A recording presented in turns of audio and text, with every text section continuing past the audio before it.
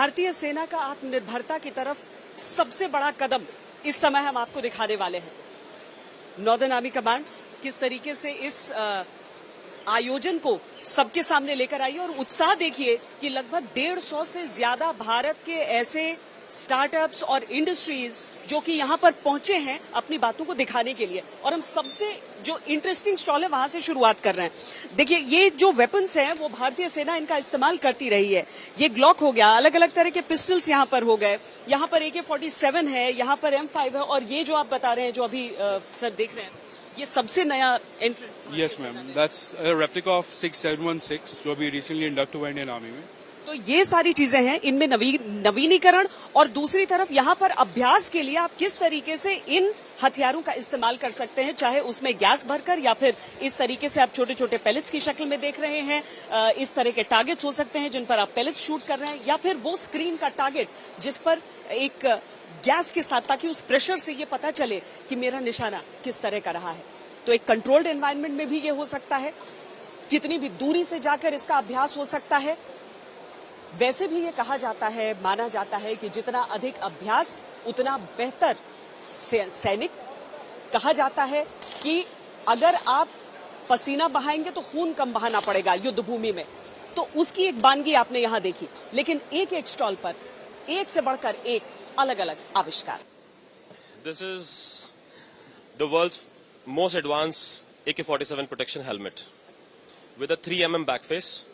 Normally जितने helmets होते हैं उनमें 20mm बैक फेस होता है, बिकॉज आपके सर के ऊपर more than 3mm back face में the damage will happen, the guy will die. इसको नॉर्मल शब्दों में अगर बैक फेस समझाएं। बैक फेस का मतलब होता है कि जब गोली लगती है और अंदर बल्ज बनता है, बिकॉज गोली आके यहाँ रुकेगी, bulge will happen because your head is very next to it, so you will die because of the bulge. So the bulge is maximum allowed is 3mm। दूसरा है because head is on your neck and it's moving.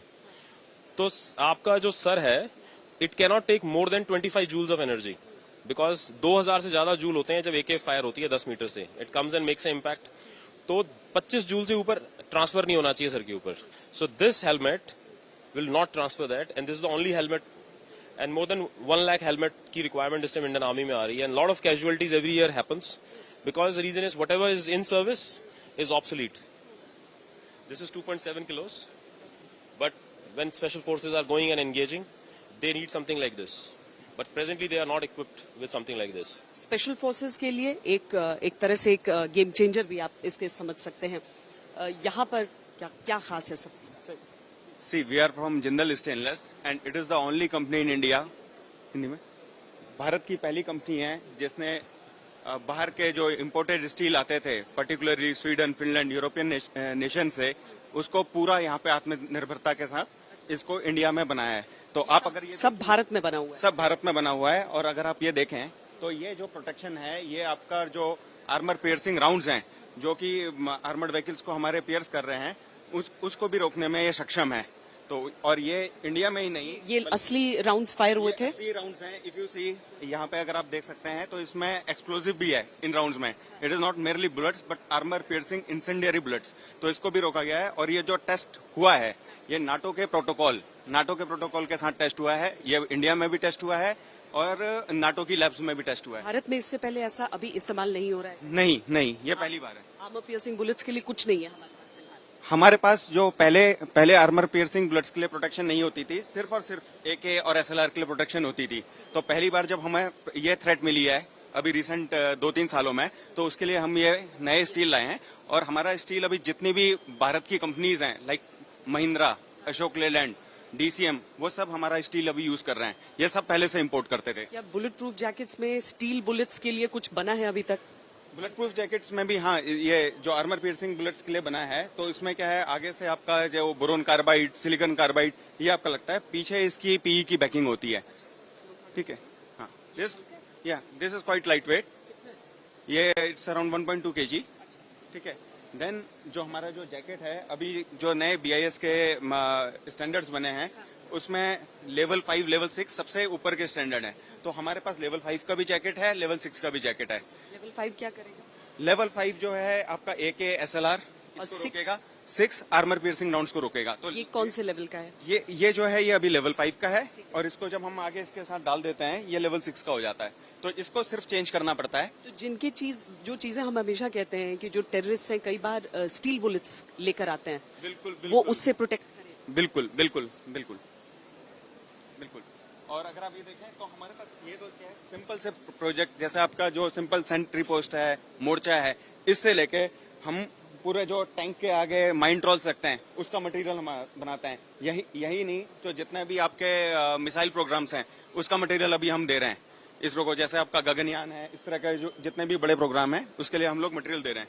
बात धातु की हो जाती है। अगर जो सामने आपका दुश्मन है वो कदम कदम कर आगे बढ़ता है तो आपको भी न सिर्फ उस पर प्रहार बल्कि उस वार से बचने के तरीके के बारे में सोचना होगा।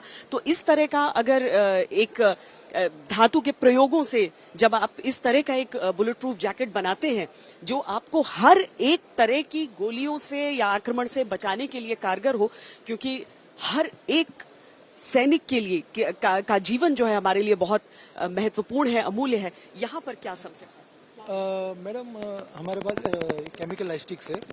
इसमें क्या होता है, 2 केमिकल होते हैं, उसके मिक्स होने से रिएक्शन से वो लाइट देता है। इट्स मैं अभी दिखा रहा हूँ आपको।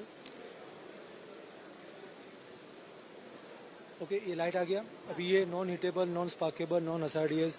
कुछ बड़ी बात मुझे बताइए कि जब किसी बर्फ वाले इलाके में, क्योंकि ठंड के मौसम में रात के समय ये जल जाएगा? ये जल जाएगा, लेकिन ठंड के लिए हमारे पास कोल्ड वेदर आती है विच इज फॉर दोनों अलग अलग अलग अलग है। हाँ, क्योंकि ये नॉर्मल वेदर के लिए, कोल्ड वेदर के लिए -0 से लेकर -26 डिग्री तक। जब सैनिक जाते हैं जंगल में तरह तरह की नमी भी रहती है। माचिस को किस तरीके से आप उस समय लाइट कर सकते हैं, बहुत दिक्कतें आती हैं। कई बार वो गीला हो जाता है तो आप उसे, नदी आप क्रॉस कर रहे हैं, आपके पॉकेट में माचिस रह गई है, लाइटर में पानी घुस गया है। लेकिन ये एक ऐसी चीज है जो शायद उस तरह की परिस्थिति में बहुत ज्यादा बचा सकती है हम सबको। और ये कैसा एनवायरमेंटल फ्री है। This is one time use product, use and throw item है। तो मतलब ये प्लास्टिक नहीं है, बाहर प्लास्टिक है। तो ये कैसे नेचर को भी हार्म नहीं करेगा। प्लास्टिक हार्म नहीं करेगा। नहीं, ये हार्म नहीं करेगा, बिकॉज इसका केमिकल वगैरह जो है ना वो बायोडिग्रेडेबल है। और इन दिस ABS प्लास्टिक जो 1 डिग्री तक जल्दी से पिघलेगा भी नहीं। तो एम्बुश में अगर ले जाते हैं तो वो लंबे, मतलब कितने भी घंटों तक इसको हाँ रख सकते हैं। एंड इसमें ड्यूरेशन आते हैं, जैसे 5 मिनट से लेकर 12 आवर तक। मतलब जैसे अभी मैंने 2 आवर का ब्रेक किया हुआ है, इसमें वेरिएशंस होती है 5 मिनट से लेकर 12 आवर तक की लाइट्स। तो देखिए, हर स्टॉल पर प्रोडक्ट्स तो बहुत सारे हैं, लेकिन उसमें जो सबसे खास है वो मैं पूछकर सबसे निकाल रही हूँ। और हर जगह आपको वैसी ही चीजें यहाँ पर सबसे खास चीज यहाँ की क्या है? This is a modular vehicle barrier. ये मॉड्यूलर व्हीकल बैरियर है, ये latest to stop the vehicles है। इसमें क्या है कि पहले क्या नॉर्मल वे में हम ये कैल्ट्रॉप लगाते थे कि रोड के ऊपर आप लगा दिया, कीलें लगी हुई हैं तो गाड़ी उसमें रुक जाती है। Now this is the latest thing कि आप इसमें ये लगाएं। अगर गली छोटी है तो उसमें 2 लगा सकते हैं, गली चौड़ी है तो 3 या 5 कर सकते हैं। 5 टन तक की व्हीकल को ये रोक लेगा। 5 टन तक की गाड़ी, वो गाड़ी को आगे जाने नहीं देगा, तो उसी वक्त रुक जाएगा। दिस इज मेड, गाड़ी को नुकसान भी नहीं होगा। गाड़ी को नुकसान होगा, गाड़ी तो इनफेक्टिव हो जाएगी, गाड़ी खत्म हो जाएगी। आगे नहीं तो इससे बेहतर कैसे? इससे बेहतर ये है कि इसमें क्या था कि अगर इसको देखें, ये कैल्ट्रॉप है, ये ऐसे रोड पे बिछ जाता है। इसमें जिस वक्त लगता था तो ये रोल हो जाता था, और लेकिन फिर भी गाड़ी को लेके आगे निकल जाता था। वेयर इज इस आगे नहीं जाने देगा। This way another thing we have got the latest explosive detector. This is a Russian technology. ये इंडिया में अभी रिसेंटली हमने ट्रांसफर ऑफ टेक्नोलॉजी से लेकर आए हैं, अंडर ये मेक इन इंडिया में लेकर आए हैं। And this is weight is 1.7 kg। हाँ जी, this is explosive detector from Russia. ये क्यों गेम चेंजर है? लाइट है, light, one is the light weight, second is more sensitive. Whereas जो पहले वाले डिटेक्टर्स हैं वो 4 किलो के हैं। डिटेक्शन जो टाइम है वो 10 मिनट से पहले नहीं मिलती। इसका क्या है? इसमें immediate with in 3 seconds detection. With in 3 seconds detection. I show you that इसमें ये मेरे पास एक ये TNT सैंपल है। ठीक है, साइड में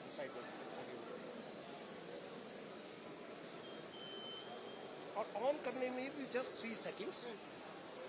now the system is on, ready. अब इसको हमने TNT दिखाया, showing the TNT. और उसके Within 3 seconds. Within 3 seconds. ये जो जरूरतें हैं भारतीय सेना की, जो हमारे सुरक्षा कर्मियों की जो जरूरतें हैं, उन पर किस तरीके से कैसे खरा उतरा जाए, क्या नया विकसित किया जाए, यहाँ क्या?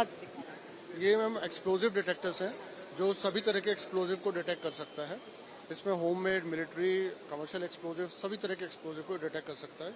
और ये अपने आप में एक ऐसा इक्विपमेंट है जो नॉन रेडियो एक्टिव है। बाकी जितने भी एक्सप्लोजिव डिटेक्टर आपको दिखेंगे वो सब रेडियो एक्टिव एलिमेंट के साथ हैं। इसमें किसी भी तरह का कोई रेडियो एक्टिव एलिमेंट यूज नहीं होता डिटेक्शन के लिए। तो ये एब्सोल्युटली सेफ है ऑपरेटर के लिए भी, और जो आदमी स्टोर में बैठा हुआ है, रखा हुआ है, तब भी सेफ है।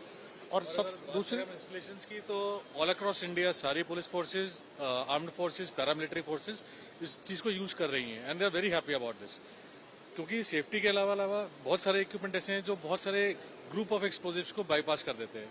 This does all of them. जो है पोर्टेबल भी देखिए, सिर्फ 700 ग्राम इसका वजन है। तो ये इतना पोर्टेबल है अपने आप में कि इसको कैरी करना भी बहुत आसान है। अगर सिर्फ 700 ग्राम्स का वेट है तो किसी भी सुरक्षा कर्मी को कोई प्रॉब्लम नहीं है इसको अपने साथ में कैरी करने, क्योंकि वो लोग ऑलरेडी इतना सामान कैरी करते हैं। तो it is very easy to handle.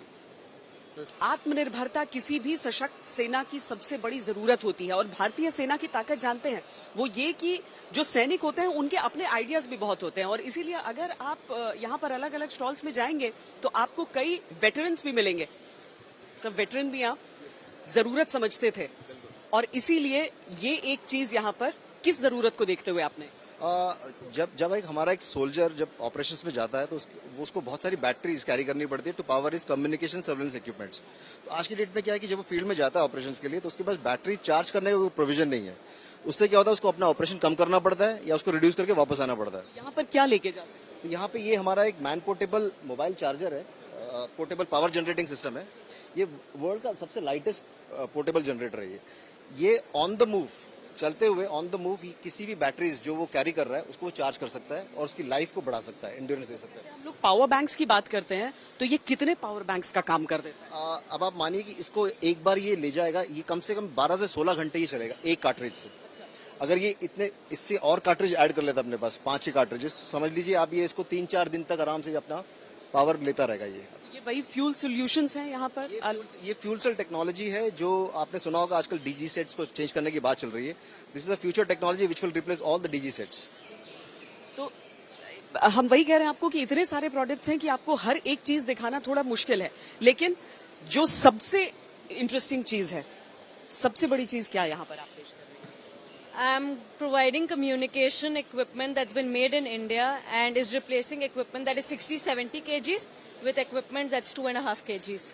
So it makes things a lot easier for our army and we hope that it'll help us improve communication to our remote areas. जब युद्ध क्षेत्र में हम जाते हैं तो इतनी आसानी से अपने मोबाइल फोन को लेकर उससे बातचीत नहीं होती है। दूसरी चीज है कि दुश्मन को आपकी बातें सुननी नहीं चाहिए, इसीलिए इस तरह की एक प्रणाली होती है। अब वो प्रणाली अभी तक आपने सुना कि किस तरीके से 40-50 किलो तक उसका वजन हो सकता है, लेकिन यहाँ पर केवल 2.5 kgs. केवल 2.5 किलो उसका वजन हो रहा है। यहाँ पर क्या है सर, ये क्या है, सबसे खास चीज क्या है? इसमें बेसिकली हम वीवीडेन को रिप्रेजेंट कर रहे हैं। वीवीडेन एक इंडियन इलेक्ट्रॉनिक मैन्युफैक्चरिंग कंपनी है। Here we are representing test equipments जो हम डिफेंस को सपोर्ट करते हैं, जिसमें सिग्नल कैप्चरिंग करने में अगर मिलिटेंट्स कहीं से कोई कम्युनिकेशन कर रहे हैं, कोई मिलिटेंट्स का कम्युनिकेशन हो रहा है, उसको हम ट्रेस करके उसको फाइंड आउट कर सकते हैं, उसकी लोकेशन फाइंड आउट कर सकते हैं। एंड दे कैन ये पूरा ले जाना होगा या ये different sets? This is a very simple product. हाँ, ये बहुत छोटा सिंपल प्रोडक्ट है। इससे आप फील्ड में ले जाके किसी भी अनवांटेड सिग्नल्स को कैप्चर कर सकते हैं जो कि हमारे यूज का हो सकता है। This is very simple.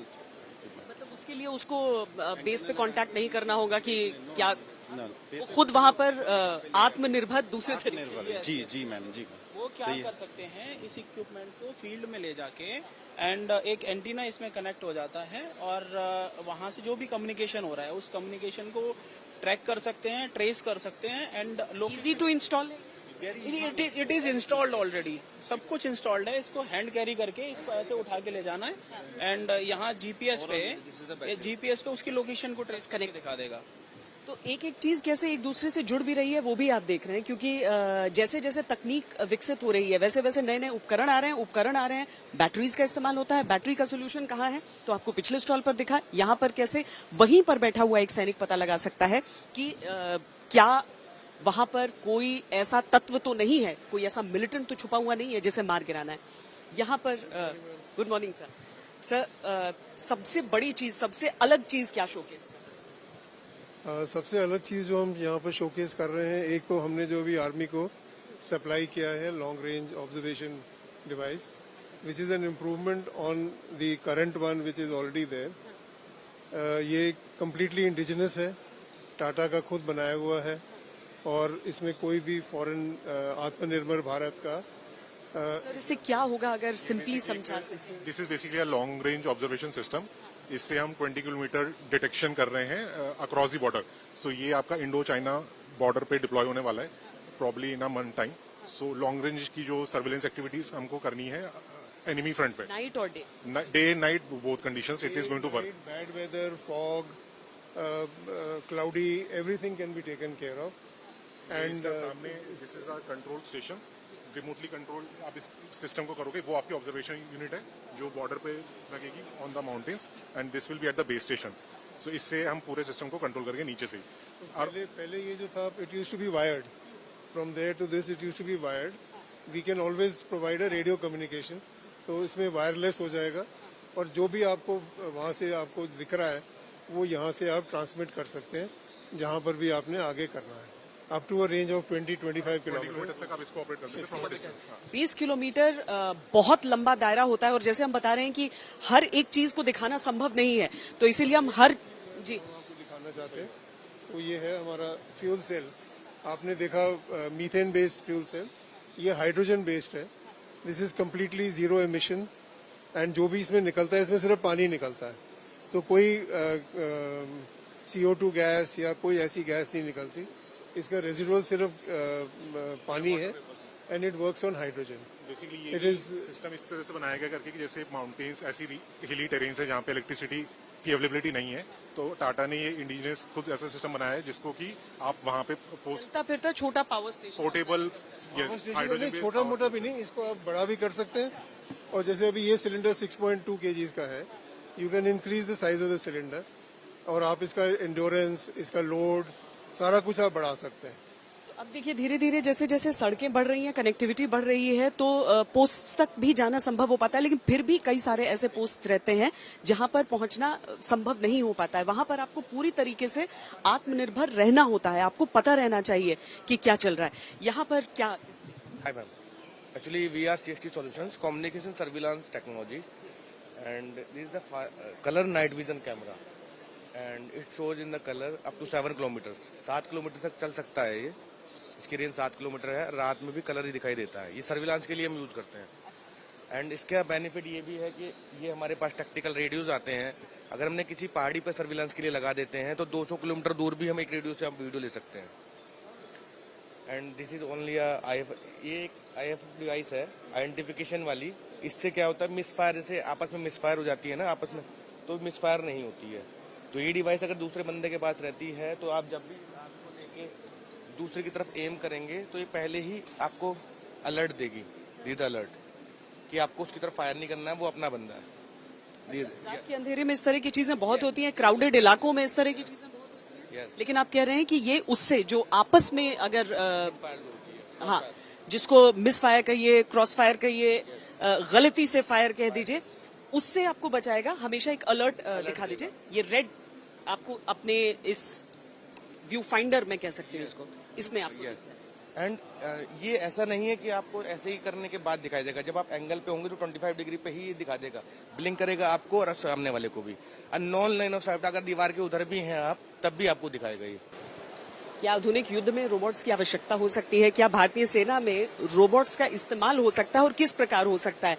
ये जो रोबोट है जो इस समय हमारी तरफ देख रहा है, ये केवल देख नहीं रहा है बल्कि इसे ऐसा करने के लिए ट्रेन भी किया गया। इसका नाम है स्वह, जिसका मतलब होता है मैं। वो जो एक सूट पहने हुए हैं, अगर आप सर स्ट्रेट खड़े हो जाएं, ये एक होलो सूट कहलाता है और इसके जरिए जो चीजें वो करते हैं वो इसे उसी तरह की चीजें करने के लिए धीरे धीरे ट्रेन किया जाता है। बहुत सारे अवार्ड्स मिल चुके हैं। आप आए सर इधर। आपको भारतीय सेना की तरफ से भी अवार्ड मिला है और स्टार्टअप के तौर पर देश में भी। Yes, sir. So we have won the National Startup Award and also we have won Most Innovative Startup Award from the Indian Army. This has already passed the trials and it is being used to train the Indian Army across various terrains. Indian army में एक robot का क्या इस्तेमाल हो सकता है?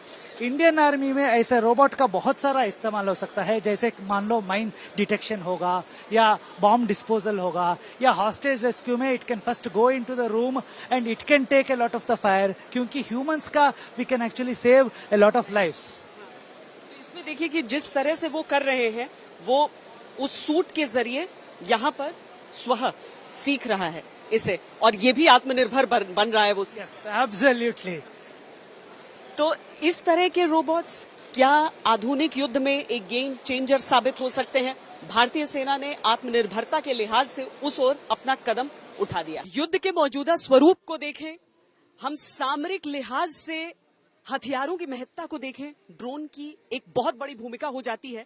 यहाँ पर अलग अलग तरह के ड्रोन्स, हालांकि उन्हें क्लासिफाई भी बहुत तरीके से किया जा सकता है, लेकिन अलग अलग तरह के ड्रोन्स जो सामरिक इस्तेमाल के लिए यहाँ पर मौजूद हैं। तो हम विस्तार से समझ भी लेते हैं ड्रोन की कितनी ज्यादा अहमियत, और साथ में क्योंकि ये स्वॉर्म ड्रोन हमसे बताया गया कि यहाँ पर है, तो ये इसका क्या मतलब हुआ? स्वॉर्म ड्रोन जहां तक होता है वो एक ड्रोन से ज्यादा up to a number of 10, 15, 20 तक एक साथ उड़ते हैं। इनका कम्युनिकेशन सेंट्रली एक ड्रोन कंट्रोल करता है, या क्योंकि ग्राउंड से 20 ड्रोन्स को एक साथ कंट्रोल करना मुश्किल होता है।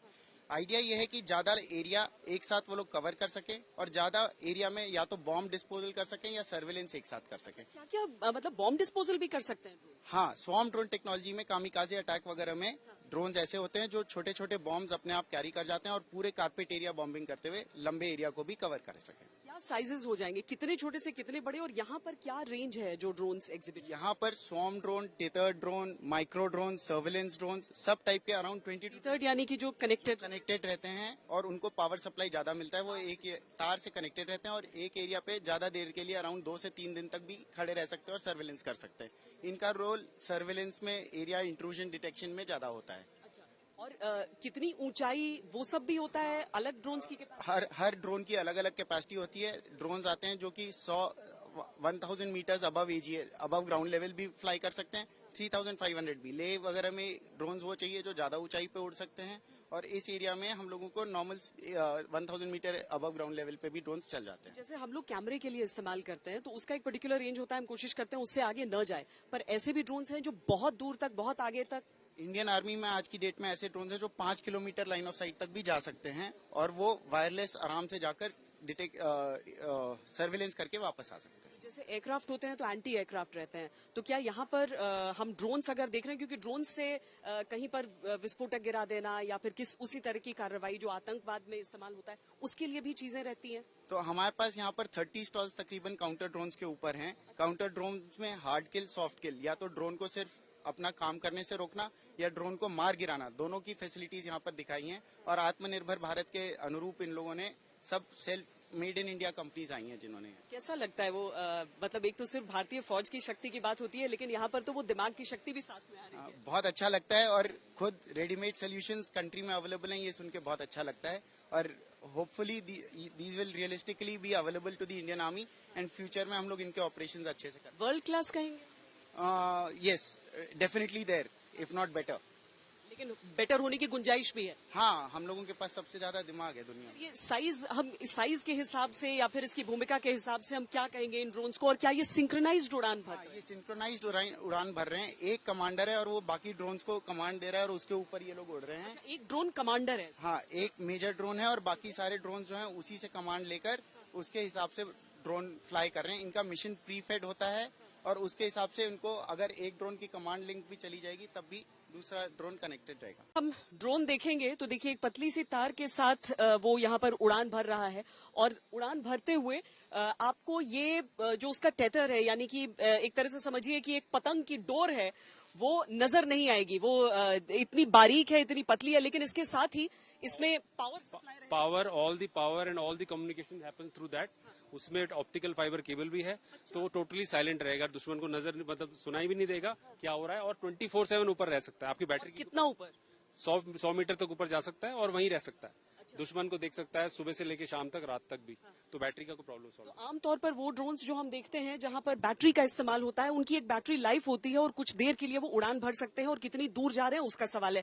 लेकिन ये जो आप टेथर्ड ड्रोन्स यहां पर देख रहे हैं, वो कितने भी समय तक आसमान में रह सकते हैं, किसी को पता भी नहीं चलता, भनक भी नहीं लगती। लेकिन एक एक चीज जो है, जानकारी है, कैद करते हुए आसमान की उस ऊंचाई से नीचे प्रसारित करते रहते हैं। कैमरा पर्सन सैयद मोहसिन के साथ श्वेता सिंह, उधमपुर।